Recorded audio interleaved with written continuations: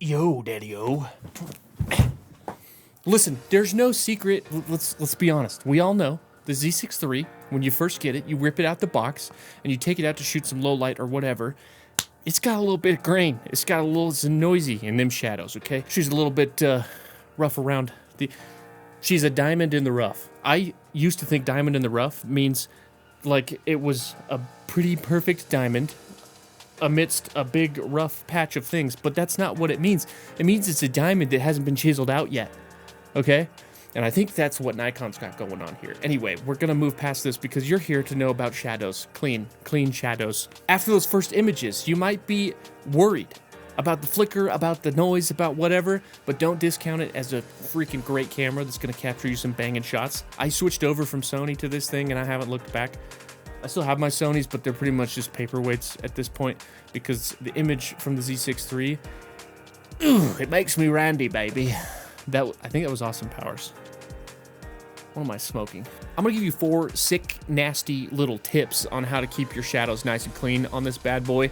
And at the end, I got a little present for you, okay? So make sure you stick around. The last one is my favorite. It also comes with a gift. You're gonna love me. And if you don't, then I am gonna tie your shoelaces together and watch you tumble down an escalator going up. And so you'll just continue to tumble down in free fall for the rest of your existence. And I'll bring you water too. And you won't be able to be like, no, I'm not drinking the water. I'm just gonna wait until I pass away. You're gonna take the water because you're like, I need to live. But you'll never make it to the bottom. You won't.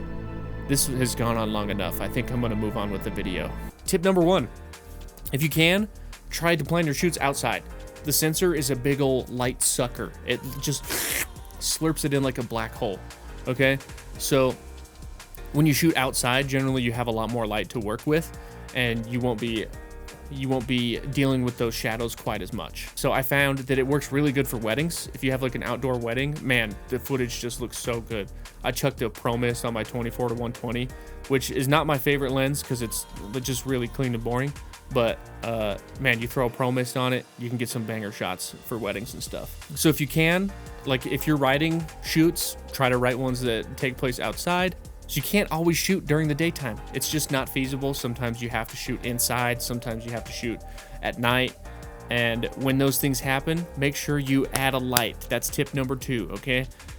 Lights are super affordable these days. You can get like cheap China balls and put like regular LED bulbs in there. You can get dimmers so that you can go up and down. So shooting in dark rooms is not always ideal.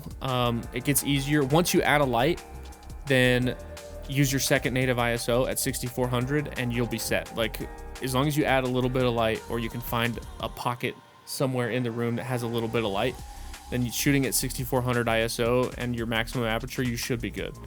That leads me to tip number 3. You need to get some fast lenses, dude. And I know sometimes those fast lenses, they get a little spendy. I'm pretty sure that's what the S stands for in Nikkor S. Spendy or speedy or super sharp. I don't know. It's one of those probably. I have a 51.8S. I think it was on sale like this week or something. It was like 460 bucks. And if that's still too expensive for you, I bought an entire set of vintage Nikkor primes for probably that same price. So I have a 24, I have a 35, I have a 50, I have an 85, I have a 105, all vintage, and they're all like pretty decently fast. I think the slowest one is like a 2.8. So you can get some decently fast primes, some vintage primes on eBay. Just check the eBay listing, make sure they have no fog or fungus or scratches, and you're good to go. So look into the vintage Nikkor stuff. It's super good. I also have a bunch of Soviet lenses that are really fast that I use frequently. You'll have to manual focus, but it's a good habit to learn anyway. So if you're trying to save a buck and you want a good image with some character, go vintage. You don't need to go out and buy the 35mm 1.2 or the 50mm 1.2 or the 85. You don't need those. You don't need those, okay? There are plenty of other routes to go. Those are super expensive. Fast lenses are gonna make your life so much easier with this camera. Promise you. Just trust me, okay? This 50mm 1.8S, if you're looking for like one lens, this thing is pretty awesome. I'm thinking about picking up the 35 because I've loved it so much. So maybe I'll make a video comparing my 51.8S to my old 51.8 that I bought from like some camera store in Bozeman when I was visiting there. So just, I don't know, if you want to see that, let me know in the comments. We can do it. We can make it happen. Time for my favorite way to keep my shadows clean. This works with all cameras. Tip number 4, use an overexposure LUT. So what is an overexposure LUT? Basically, it's a LUT that lowers your preview image by 1 stop. So then when you expose by eye, you should be a stop over where you think you're gonna be. And the reason you would want to do this is because it'll raise your image 1 stop above the noise floor. So when you do this, you have to be very careful and not overexpose with your ISO. You need to overexpose with your aperture or your shutter speed. And I know in video, that's where it gets tricky. You can overexpose with ND. You can also use your second native ISO, that works. But the point is, you should be overexposing with adding more light, increasing your aperture and your shutter speed, or decreasing your shutter speed, I guess. This is gonna raise your image above the noise floor further, and then when you bring it down in post, your shadows will be cleaner. So if you can't use a light meter and you're in kind of a run and gun situation, with which, if you're using a Nikon Z63, you're probably on lower budget productions or doing weddings or something like that.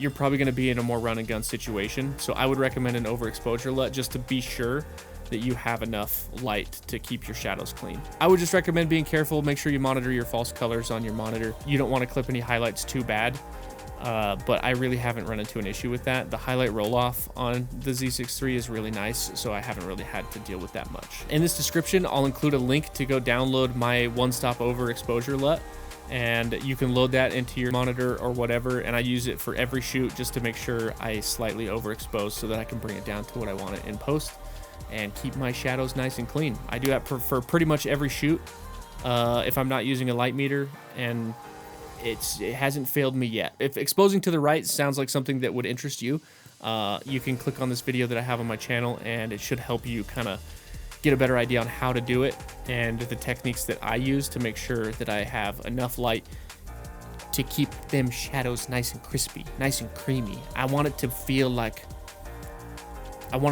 Cold Stone when they hand you up a nice ice cream bucket.